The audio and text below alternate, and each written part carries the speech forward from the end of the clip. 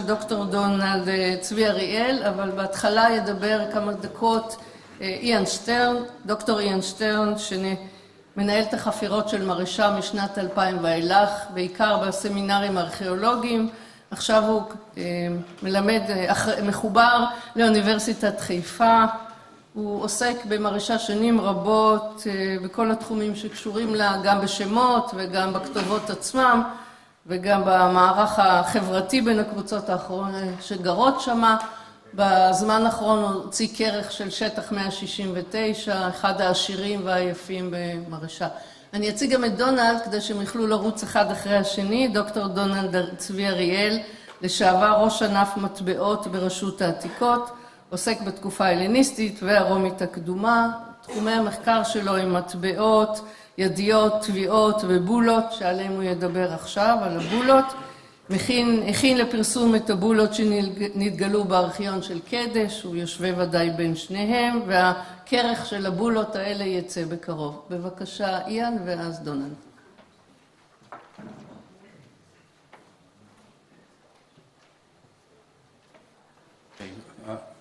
תודה למארגנים. I'm going to speak in English because I have relatively short amount of time, and I'm going to try and get it all in very, very quickly. Basically, we're going to divide this. I'm going to give some sort of a background because we're talking about Jewish symbols in Marisha, question mark. And that question mark will, well, you'll decide whether it's a question mark or not. But here we go. Okay, basically just to point out, you can see where Marisha is. I assume everybody knows this, but basically in Shvilat Yehuda, the tel over here, we all see. Nothing more to say about that. We're digging right now, and the bulot that Donald is going to relate to is in area 89.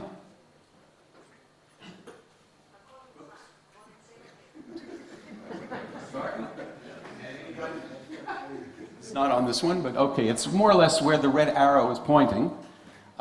There are 143 subterranean complexes inside Marisha. 89 is one of the richest with 82 interconnecting rooms, and that's where we discovered the bulot a number of years ago. What I want to describe here is the profile of the city, okay, for the most part. From the epigraphic and from the Ostraka, for the most part, we can see that it's a very diverse population, and this is Idumea in general. I would say that the Judahite names inside the city are even less than 9% in Marisha. The city, however, is diverse. From the pottery, you can see we have from all parts, from the North Sea to Egypt to North Africa, all around. Bottom line is, this is important because what's important is what's missing. Okay, what we do not see in Marisha are any Hasmonean pinched oil lamps. We don't see the typical Hasmonean cooking pots.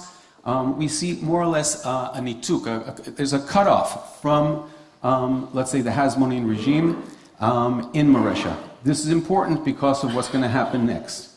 What we have found are 17 phalli, 17 phalluses, and if you look at them closely, they are all circumcised.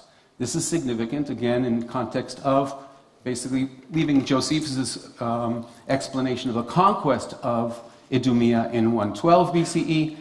The fact that the Idumeans practiced circumcision, it shouldn't be surprising, and it's not unique to the Jewish people. Also, the Idumeans practiced and others, but the pattern will become obvious in a few minutes. Okay, what we also have are aniconic tendencies. That is to say, if you look closely, you can see there are Kernos lamps here. Dozens of Kernos lamps, but they're all aniconic. We can also find aniconic symbols all around. There's a tendency towards aniconism. Semi-anthropomorphic and anthropomorphic material does exist there, but we certainly see this tendency as well. In addition, here's something that is somewhat surprising. Over 60 baths discovered in the subterranean complexes. Now, one could say, well, you know what, you had baths at that time, but these are not similar to the cleansing baths that you see in Anafa or in Ashkelon. In other words, they're not typical, they're not near the entranceways. We do not have, let's say, the same type of heating systems one would say in a Hellenistic hip bath or an immersion bath. These are different. They're underground. And if you look closely at, let us see, oops, I keep doing that. There we go. You can see there's a ritual involved. one would pour water from outside the room. Here, let's use this one here.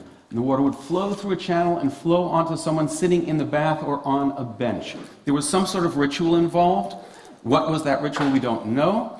But it's certainly, again, something that required some sort of a performance.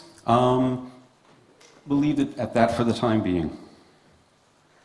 We have one ostraca, or actually 7 that fit together, published by the late Amos Kloner and S.D. Eshel, that has clear significance in terms of its parallels to Judean marriage contracts in the Judean desert. We have pig avoidance. Okay, this is put together by Lee Perry. Very few pig bones discovered.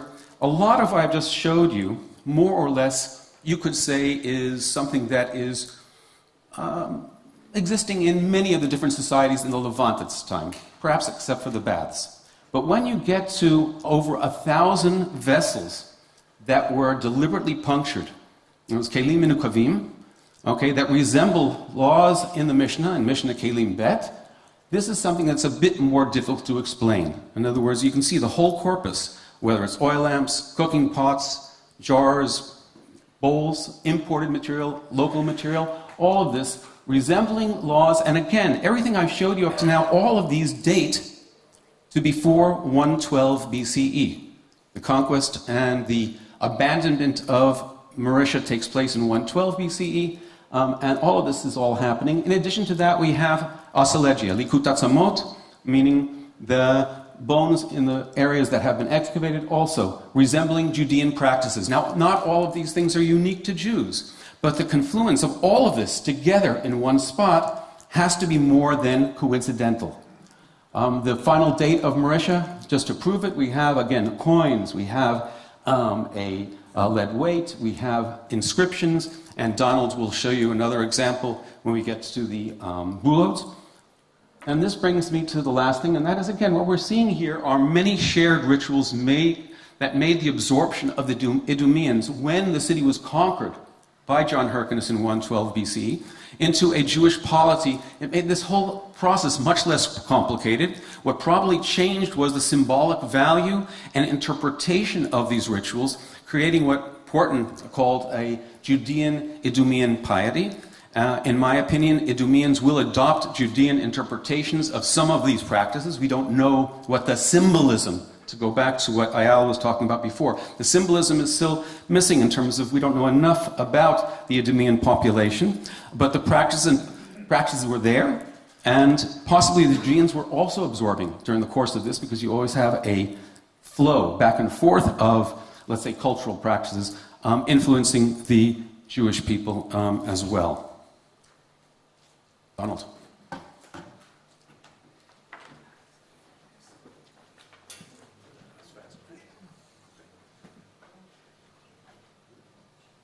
ערב טוב, שומעים טוב. איאן הציג משהו שהרבה מהדברים האלה ידועים. אני מדבר על משהו חדש שהתגלה במרשה. ב-2018 התגלה המערה, החלל הזה, וכל הנקודות החומות האלה הן בולות. המערה הזאת היא למעשה ארכיון פרטי, ארכיון שכוחו הנראה היה בבעלות הבעל הבית שגר בבית עמידים למעלה, ונמצאו 1,022 בולות פה, לא כולם היו קריאים, ואנחנו עומדים לעבוד על זה. אני בא מהלמידה שלי בתל קדש עם 2,000 פלוס בולות. הבולות של הארכיון, של קדש, יצא משימוש ב-144 לפני ספירה עם ההעדפה של יהונתן המכבי את הצבא של דמיטריוס השני. פה הבולות מטבע הדברים במקום כמו מרשה, ובפועל פה אנחנו יכולים להוכיח התאריך יציאה משימוש של הארכיון הזה הוא 112 לפני הספירה.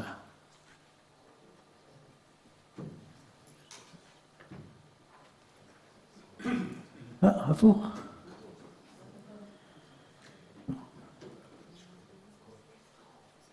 למה אני מצביע? הנה.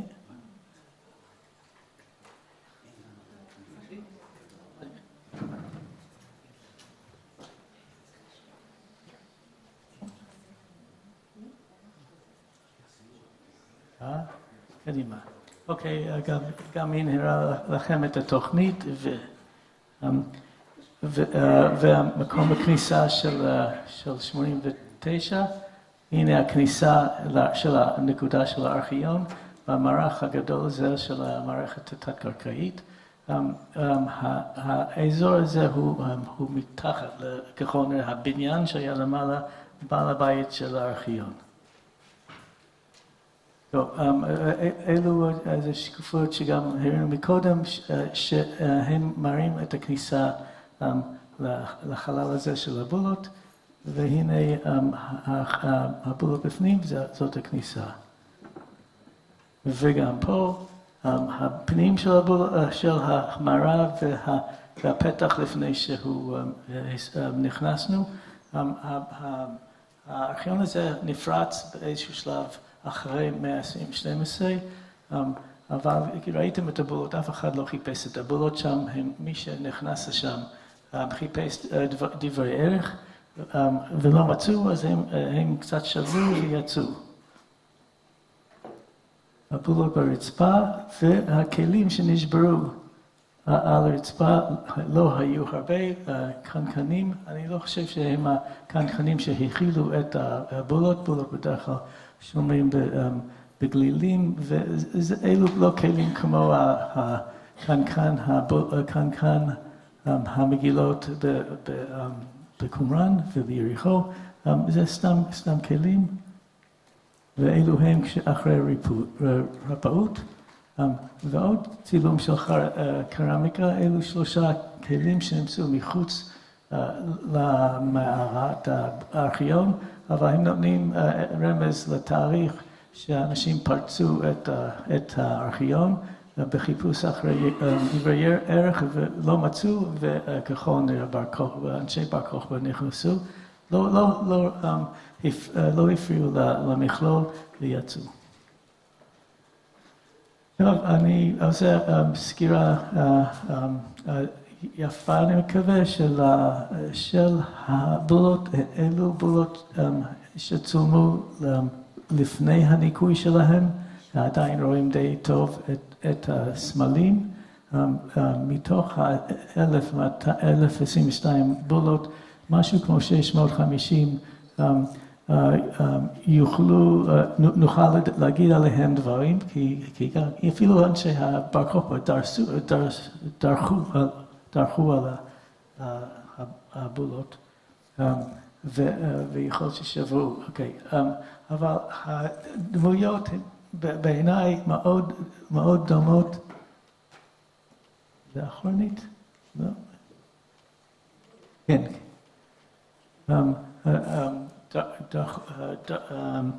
אלו מאוד דומים למה שיש בקדש. אתם לא ראיתם את הדברים של קדש, אבל אמרתי, תוך חודש הספר צריך לצאת. בקדש, כמו שפה, כמעט הכל זה מתודולוגיה הלניסטית, יוונית, הלניסטית. יש לנו את אתנה, ובכל התנוחות שלה, ניקופורוס, פרומחוס, אתנה עם הקסדה. יש איסיס הייתה קיימת, זה לא רק במצרים, יש בולה גם בקדש, מקומות אחרים שמתארים את איסיס. תיכה מככבת, בהחלט, זה אגתי תיכה, אני בכלל לא, ותיכה עם כתר חומות, לא כל תיכה לובשת כתר חומות. אפולו, ואפילו זה הכי נחמד בעיניי, זה אפולו קיטרוידוס, זה גם אפולו, שאנשים שחושבים שאפולו זה איש, כן, הוא איש מאוד מאוד נשי, אפשר להגיד. ויש הרבה דמויות שאני זיהיתי לכתחילה בתור אפרודיטה, שיוצא שהבולה מתאר אפולו. אז זה אפולו, הרמס, מכירים, הרמס עומד עם שרווד, הרמס ראש והרמס עומד. הדיאסקורי כולם מכירים, ראשי דיאסקורי יש, כמו שיש בקדש, אני אומר, בדרך, בגדול שאנחנו באותו עולם, הפרש של 30 שנה מתאריך ההטמנה, תאריך הסגירה, ובשני המקומות, אורך החיים של הארכיון היה משהו כמו 30 שנה, על סמך התאריכים של חלק מהבולות, בקדש זה 168 עד 144, ופה יש לנו 137 עד 112. אז הארכיון היה יכול להתקיים הרבה יותר שנים, אבל בשני מקומות רואים שהם לא חיו כל כך הרבה זמן. זאוס עם הזקן, זאוס מסתכל לצד, הארוס עם אפולו, על אף שזה יכול להיות שזה לא אפולו, על אף שכתוב אפול, יכול להיות שזאת אחותו של אפולו ארתמיס. והנה כל האירוטים, זוגות, בודדים והאירוטס, הארוס הזה הוא הולך שמיימה, אני צריך לתפוס את הזווית, אבל הוא לא עומד, הוא בתנופה למעלה. אליוס עם הקרניים, אפרודיטה, זה אנחנו לא יודעים, אבל יכול להיות שזה אפרודיטה סליחה, זה אנחנו לא יודעים, הכתובת, אבל זה אפרודיטה קלפיגה, זאת אומרת, אפרודיטה עם התחת היפה. יש גם אלות מזרחיות, שוב זה לא מצביע שאנחנו רחוקים במזרח, גם במערב, גם בדלוס יש אלות מזרחיות או מזרחיות, ופה שני אלה הם כאלה שהן גסות יותר, גסות מדי בשביל להיות אפרודיטה. המוזה, הטטס שמחזיק בקסדה, קשה לראות את זה אולי. גרילוס זה סוג של סאטיר, ויש לנו כ10 כאלה. זה נחמד, כי אני לכתחילה זיהיתי אותו בתור סצנה אירוטי, אולי בגלל מה שהולך בראש שלי, אבל זה לא כך. שרון הרברט שעבדה איתי על הדברים מקדש, לקח לה כמה חודשים עד שהיא תפסה שהבולה הזאת מתאר ענק, ואיזשהו דמות מחונפת שכובלת אותו מאחור, וההבנה היא שזה ענק שנחבל אחרי הסוף של גיגנטומחיה, של קרב. אוקיי? יש מסכות גם פה וגם בקדש, וגם בקדש יש 2 כאלה, וגם אחד פה, שזה צריך להיות תיכה, יושבת על חתום המייה, אבל זה גם יכול להיות איסיס או אשטרטה, אז אנחנו נותנים לו שם מאוחד, כי גם פה וגם בקדש יש אלילים שהם ככה סינקרטיסטים ומתחברים, ואי אפשר לדעת למה באמת מתכוונים. יש בעלי חיים, הגריפין, 2 רגליים והראש, הדולפין עם איזשהו כדור, הקנטר עם כוכב לידו, שזה אומר שהקנטר בשמיים, הינשוף,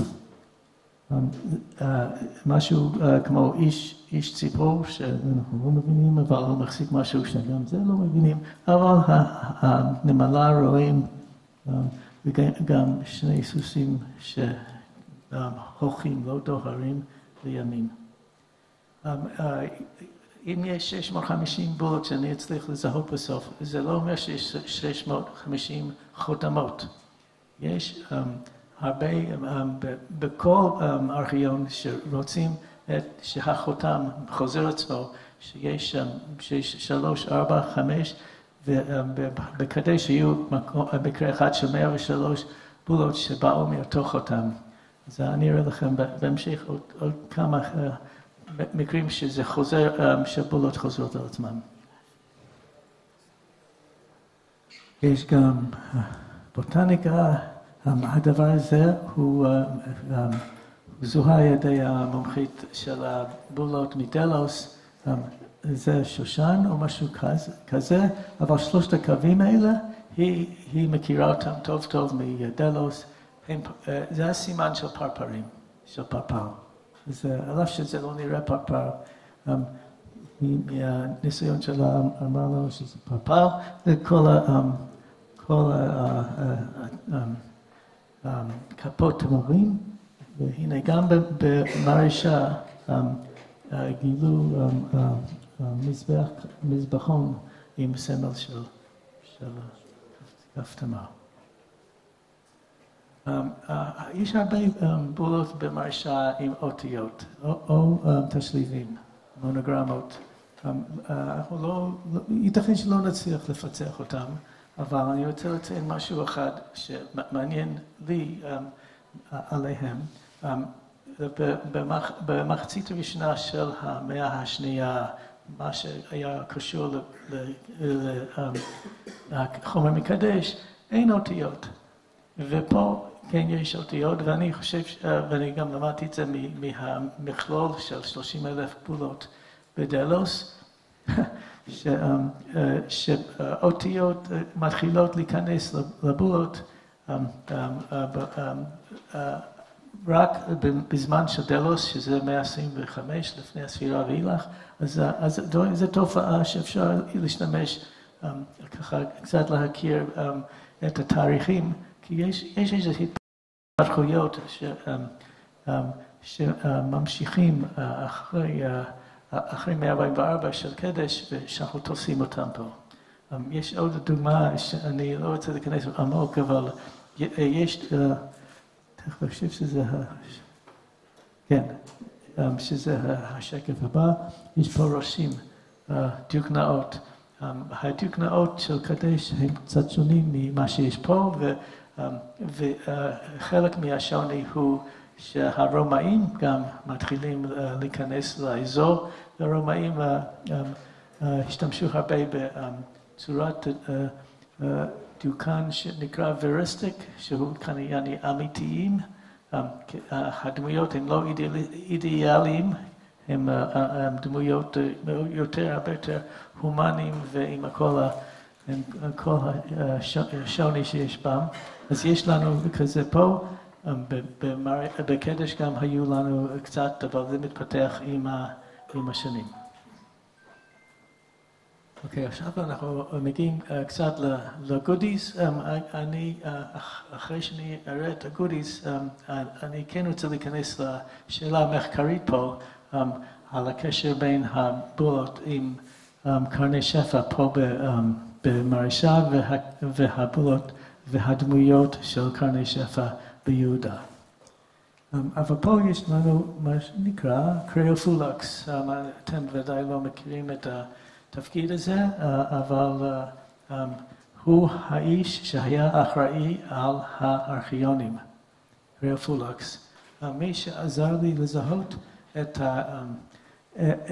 הדמויות, את הבולות האלה כחלק מקריאופולקס, הוא יושב איתנו הערב, שמו אבנר עקב, ואני מודה לו מאוד על התחלת דרך להבין את הדברים האלה. רואים קריאופולקס פה, קצת, ופה אחרי חי אפסילון, חי רו אפסילון, זה אומיקרון,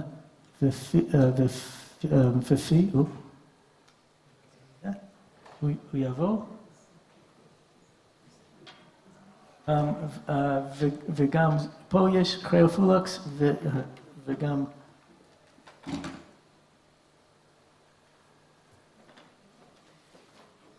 וגם רואים שהחי רו אפסילון מופיע פה וגם פה, אז זה מונוגרמה של אותו קריאופולקס, אותו ראש הארכיון, והפעולה הזאת התגלה אחר כך, אבל אני עם הרבה מאמץ הצלחתי לקרוא את כל הכתובת אחרי אופו,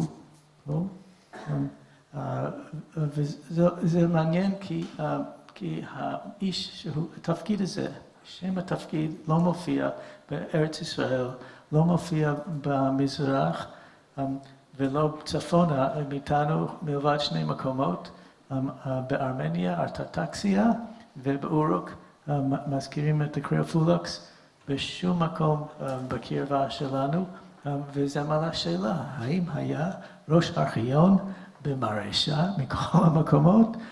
לא היה בחדש כמובן, ואני נוטה, ואנחנו נבדוק את זה כי עושים גם פטוגרפיה, אני נוטה לחשוב שהאיש שהפקיד מסמכים במרשה היה עמיד, אבל גם זה לא אומר שהוא לא נשאר כל ימיו רק במרשה.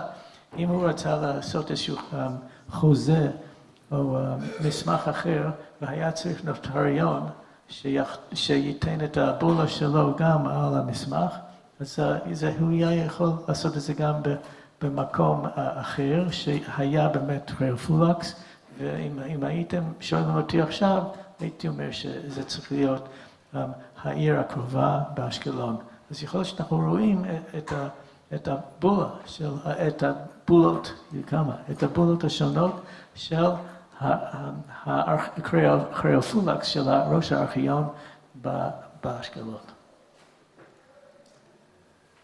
זה שקף על קריאופולקיון, ארכיון, שנמצא בדיורופוס.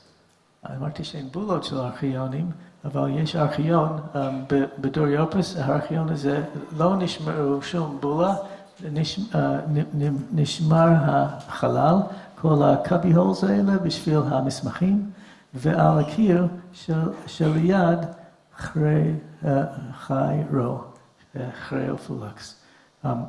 וזה המבנה שמזהים בדיורופוס של ארכיון. רק אוסיף איזה עוד נקודה, זה לא בו זמנית למה שיש לנו, הקריאופולקיון הזה הוא מתוארך למאה שנייה ושלישית אחרי הצבירה. נמצאו בוויש הראשון שהסתכלנו על כל הבולות, ארבעה בולות מאותו חותם. עכשיו אנחנו יודעים על עוד איזה 4, אז יש 8 בולות באותו ארכיון, והוא מתאר דמות של איש או אישה. הייתי אומר אישה, אבל זה גם יכול להיות אפולו, ולמעלה את האותיות אל בשביל שנה, די גמא אומיקרון רו, 166, שהוא שווה ל-137 שיש לפני הספירה. זה מתארך את הארכיון בקצת, אבל אנחנו נמצא עכשיו עוד משהו עם כתובת שייתן תאריך. קריאופולקס, קריאופו. L-A סיגמה זה לא לס, זה L הוא לא יוונית, L זה שנה, אלפא סיגמה 201, אנחנו מדברים על 113-12 לפני הספירה, זאת השנה האחרונה שמתועד במרשה. האיש שהפקיד מסמכים לארכיון שלו, יצא לו להפקיד משהו עם המוסמך שעליו הבולה הזה היה, יצא שהוא תאריך הנטישה של מרשה. התאריך הנטישה מקודם היה נחשב לזה המטמון מטבעות, שהוא שנה לפני, אבל גם במקום אחר במרשה כבר התגלה את אלפא סיגמה 201. אפשר לעשות הרבה מחקר שעוד לפניי על להשוות בין הדמויות לבין על הבולות לבין מקומות אחרים. פה זה השוואה של קדש עם מרשה. יש כ-30 ארכיונים הלניסטיים במזרח התיכון, אפשר להגיד, עד לסלבקיה על הטיגריס, ואנחנו עשינו בשביל קדש איזושהי הערכה כמה בולות בממוצע יהיה על מסמך. וניתוח לא פשוט, ולקחנו את 22 הארכיונים הגדולים והגענו, וגם מסמכים כמו שיש בוואדי דליה, שיש הרבה בולות על מסמך אחד. אוקיי. אז אנחנו כן נקצר, אנחנו נדבר רק על הנושא של הקרני שפע. קרני שפע אלה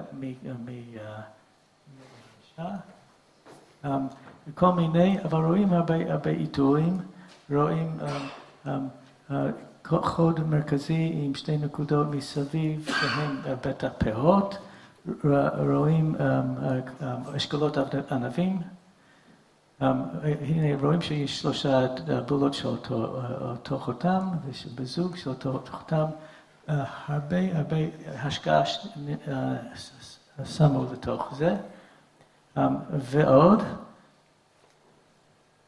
וזה טרקוטה שנמצא לא מזמן עם קרני שפע, נמצא במרשה, והשאלה אם יש קשר בין הריבוי של קרני שפע במרשה והדמויות, את המקרים של קרני שפע ביהודה. אני אחזור לזה. אז יש פה, הנה, יש פה מטבעות של יוחנן הורקנוס, ורואים שאותם הדברים מופיעים אצל היהודים, האשכולות ענבים, החיטה אפילו, הפירות והחוד במרכז. אפשר להגיד שהם אותו דבר, גם במטבעות של, גם במטבעות של מתתיהו אנטיגונוס, יש את אותם הסמלים, אבל צריכים להבין מאיפה זה בא. וזו הנקודה האחרונה, אם אני יכול לחזור. זה איפה שכל הסמלים האלה, זה המקור של כולם. המטבעות של תלמים, החל מתלמי השני, ואשתו ארסנוי השני, יש להם את כל האלמנטים האלה מאוד מפואר, ואחרי התלמים שלטו 100 שנה פה בארץ, אז כאשר אנחנו חושבים על מרשה, אין פלא שהם יעתיקו את קרן שפע שהיה כל כך חשוב במצרים, ומסתבר שהיהודים עשו אותו דבר.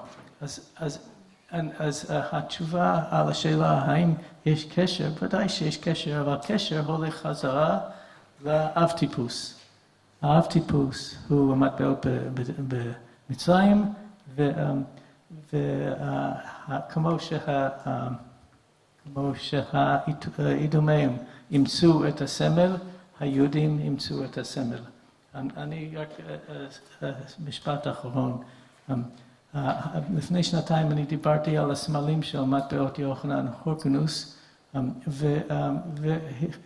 והצעתי שהסמלים הם סמלים שהיו חפצים שהיו בידיים של האלילים במטבעות, ושהיהודים לקחו את האטריביוטים האלה ונטלו אותם, זרקו את הדמות כי לא רצו דמויות, והשתמשו בסמלים בשביל הסימבוליקה של המטבעות הראשונים של החשמונאים. אני מדבר על האפלסטון, מדבר על עוגן ומדבר על כף תמר. אז אני רוצה להציע שגם בקרני שפע אנחנו מגיעים למסקנה שהקרן שפע שהיה בידיים של התיכה בדרך כלל הוא אותו רעיון. היהודים הכירו את התיכה עם הקרן שפע, החליט ככה להתפטר מהדמות, להשתמש בסמל, לשפוך לתוכו משמעות חדשה. תודה רבה.